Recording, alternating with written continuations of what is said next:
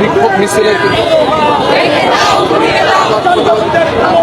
হবিগঞ্জে জুলাই পদযাত্রায় নাসিরউদ্দিন পাটোয়ারি এবং সার্জিস আলমের উপর হামলাকে কেন্দ্র করে রাজধানী ঢাকায় জাতীয় নাগরিক পার্টি এনসিপির বিক্ষোভ মিছিল এই মুহূর্তে শাহবাগ অভিমুখে রওনা করেছেন। আমরা সেটি দেখতে পাচ্ছি এবং এখানে বিভিন্ন স্লোগান দিচ্ছেন।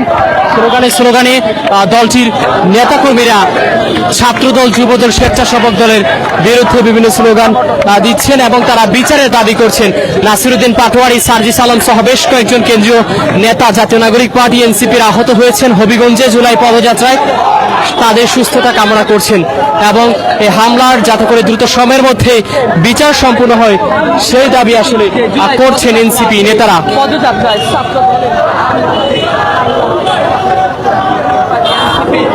সার্জিস আলম এবং নাসিরউদ্দিন পাটোয়ারি সহ নেতাকর্মীদের এই হামলার প্রতিবাদ সালে গভর্নর বলছে।